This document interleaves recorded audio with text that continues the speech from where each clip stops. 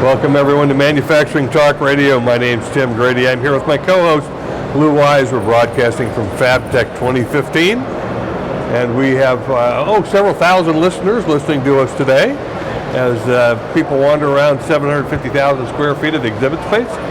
And we have with us a gentleman who's been on our show several times before, talking about the reshoring of American jobs. Harry Moser from Reshoring Initiative. Harry, how are you today? I'm fine. Great to be here again. Glad to have you back, Harry. Good to see you guys again. I'd like to have you back on the show. It's been a joy. So, how's reshoring going? Overall, quite well. It's hindered a bit by the high dollar. The dollar's up 20, 25%, depending against what currency, from, say, 2 years ago. And that hurts because it influences that balance between what should be here and what should be there. So that's hurt. The Chinese cutting their currency hurts. All the uncertainty in the diplomatic process, the political process here, that hurts somewhat. But despite all that, the trend of jobs back into the U.S. Is down maybe 7% from last year. So last year we believe it was about, say, 60,000 coming back, and maybe this year it'll be 55,000 or something. Yeah, it's still a good number. I'm still delighted. The key long-term observation is that 10, 12 years ago, we were losing net about 140,000 manufacturing jobs per year, and now we're just about break even. We lose about as many as we bring back. That's it. If it hadn't been for that change in trend, we'd have a million fewer jobs here in the country. Wow, so it is very, very significant. Yeah, we believe. Do you track it all in the services industry, which is about 80% of the economy? No. There's certainly been a lot of offshoring of what's called technical services, technology services, like IT writing, that kind of thing. Right. And business process outsourcing, so accounting, data entry, all that kind of thing. Legal, medical, like doctors reading x-rays and things like that. So all those areas. There's call centers. I was talking to somebody in the call center industry, and they've said call centers are starting to come back because people don't want to talk to someone they can't understand.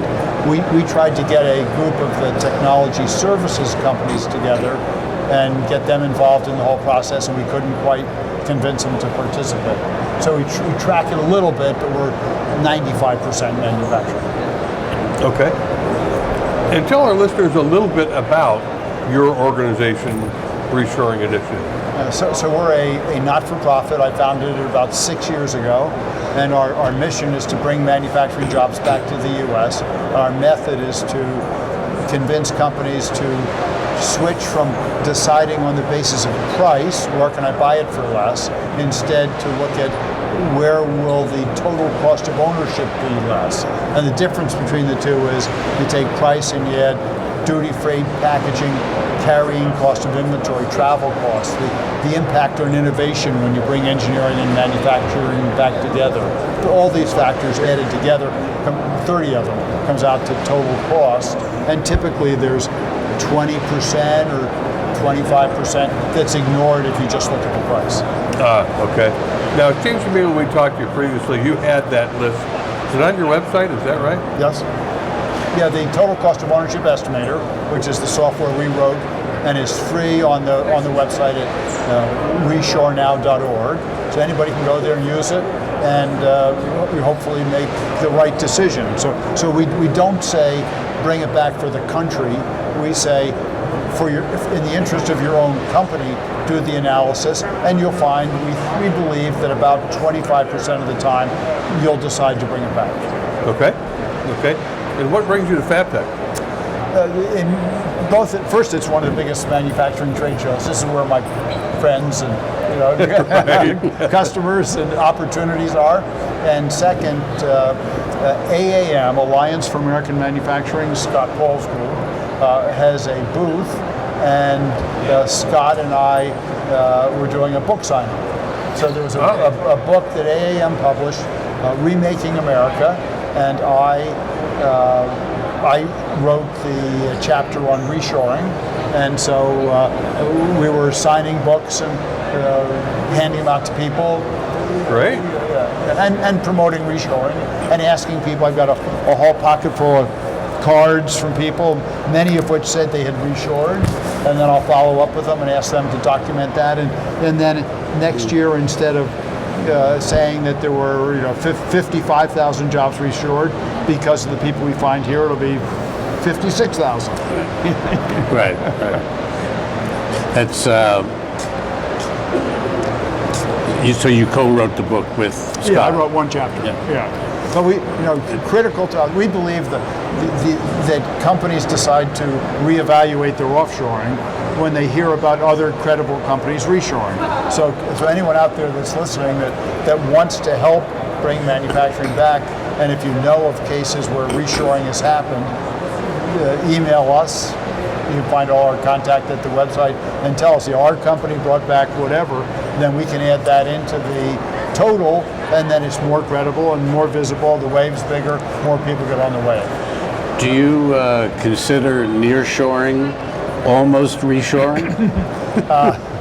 Well, first, I'm an American, and my preference is for the work to come back to the U.S. Right. But there is some, first, as a definition, nearshoring would be products that were going to be sold in the U.S. that are now made offshore. They are sold in the U.S. and you bring them back and make them in either Mexico or Canada. Right. Maybe El Salvador or something like that. Yeah. And so my first choice is to bring it back to the U.S. But if the labor rates, if the labor content is such that either it stays in China or it comes to Mexico, I'd rather have it come to Mexico, because product made in Mexico has on average about 40% U.S. content, and Right. product made in China has about 5% U.S. content. Right. Okay, and secondly, say it is a component that's being assembled into some product here in the U.S. by having the supply chain shorter and tighter for the U.S. assembly plant, rather than having all the components coming from China. Right. It's more likely the assembly plant will stay here, and all those other components will stay here. Whereas if all the components are coming from China, then eventually the assembly plant's probably going to China or India or Taiwan or something. So Mexico's okay. It's not my first choice, but it's an okay choice. From our other business, All Metals and Forge Group, we sell open die forgings for many different industries, including aerospace. Mm-hmm. And there's a fair amount of U.S. aerospace that's moving down to Mexico. California's just gotten too expensive, and Mexico is still close enough to American management, and they have a lot of American management going down to Mexico and managing the facilities. So there's a lot of aerospace business that's going down there, and across the border from Texas as well. Mm-hmm. And we had a economic development person from Texas who we had him on the show, and we asked about how the cooperation works between Texas and Mexico. I mean, is this something that you're happy about or you're not happy about? And they say it's working well, and they would rather have it here in Mexico than further offshore. Yeah, just same philosophy that I have. Right. Yeah, Exactly. I think it's a good thing, and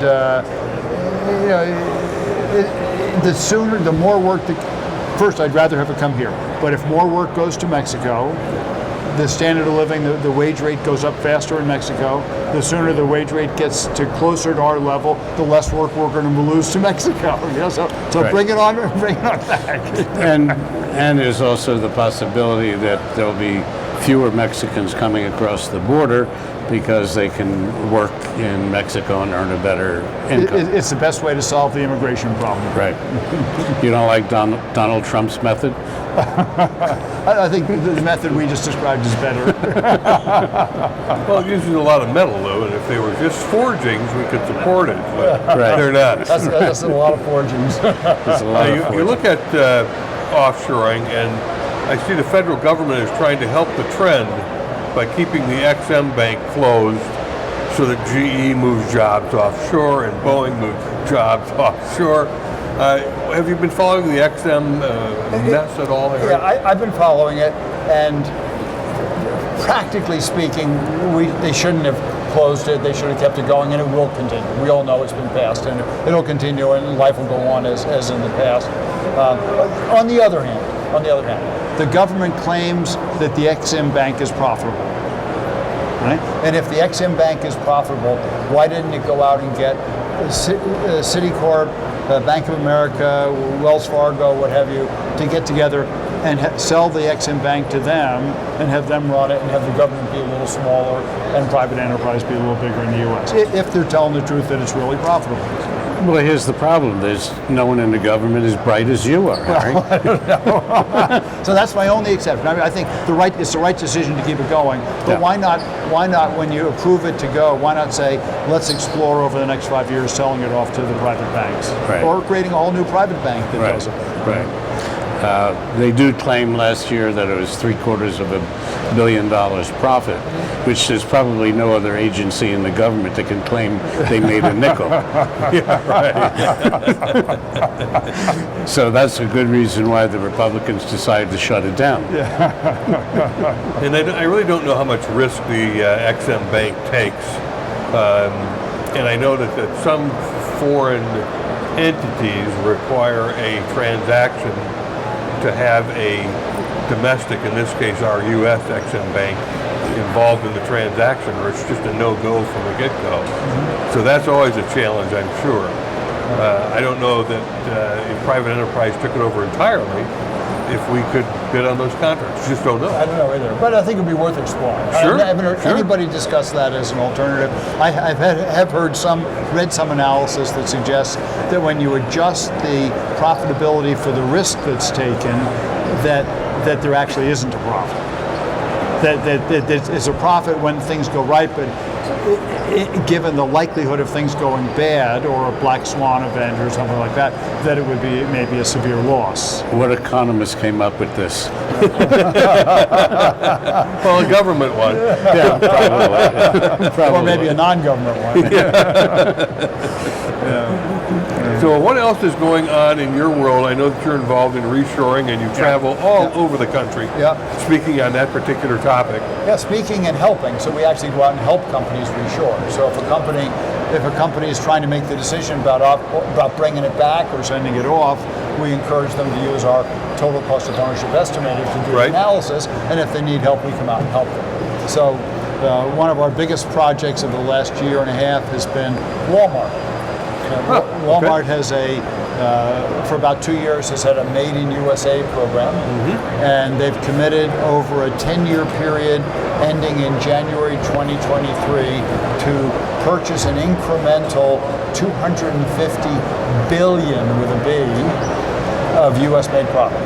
And it's going to ramp up from 0 to like 50 billion in the 10th year, and that 50 billion per year would be about 300,000 U.S. manufacturing jobs, which is huge. I mean, 10 times as much as any other company possibly will do.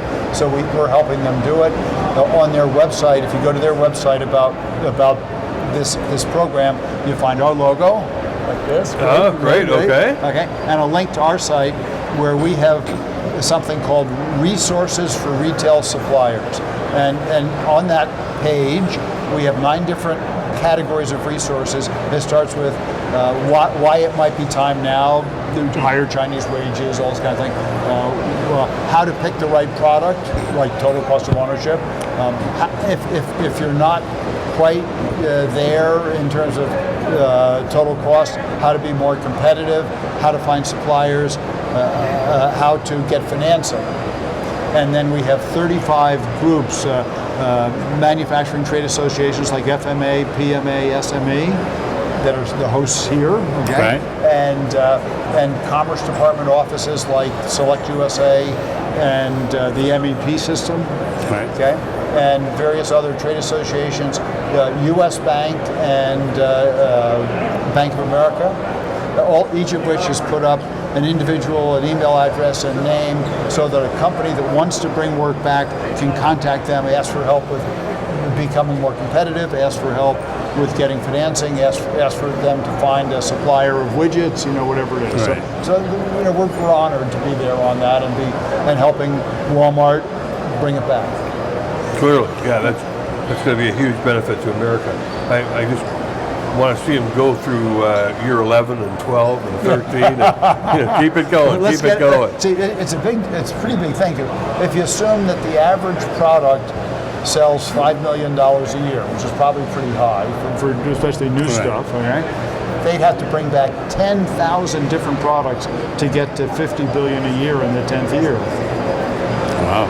Okay, when you look at it that way, that's a big undertaking. Yes, So I'm not worried about year 11 trouble. I'm worried about making year 10.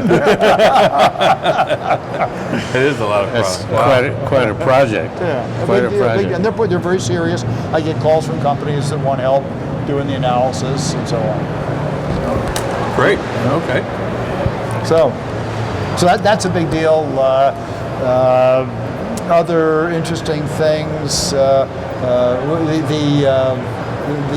One of the only 2 U.S. zipper companies is now one of our sponsors. A group called Ideal. So they're still making zippers in the United States. Yeah, that's good. A product that was founded by Talon Industries in Meadville, Pennsylvania. Yeah, it was a great company at one time. Yeah. Left a great manufacturing tradition in Meadville. They're good. We've got a guy coming out with a consumer product, and he's going to put our logo on the package and say proudly sponsoring the Reshoring initiative, and he's going to make the thing here in the product here in the United States. Very neat. Bring it back from offshore. So we're happy to be right there in the trenches fighting.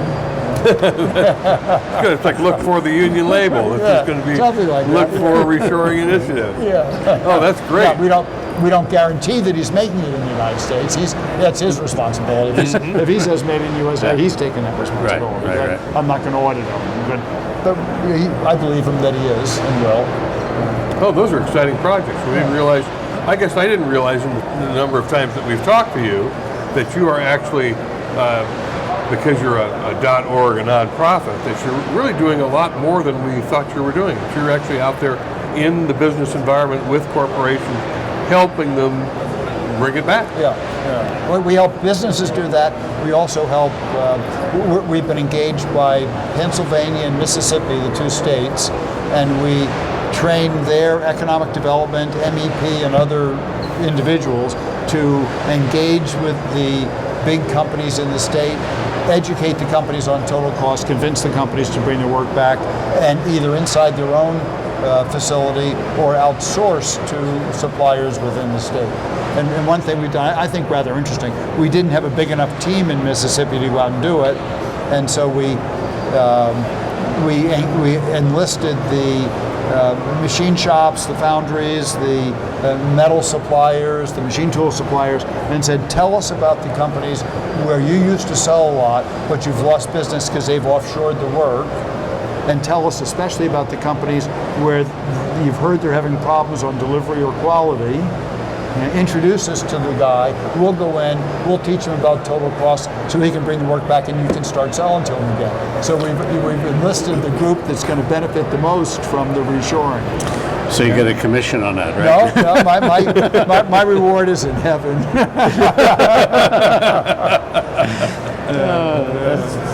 Well, you're certainly doing a lot of great work. Again, now, just for our listeners to know, let's go over your website again so they can find it and where they can find information. So it's reshorenow.org. Okay. Yeah, and you'll find there the TCO estimator I mentioned. We have a library with 2,900 articles about reshoring. You can look up and see what's been reshored in your state, in your industry, from the country you're interested in, for what reason, all these kind of things. How many jobs, all kinds of data there. Resources for retail suppliers that I mentioned.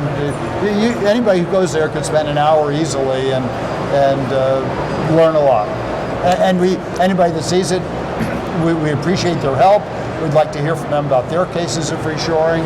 And when they do that, they get anybody who reports something new we didn't know about gets a free Manufacturing is Cool t-shirt made in the U.S. out of U.S. cotton. Very neat.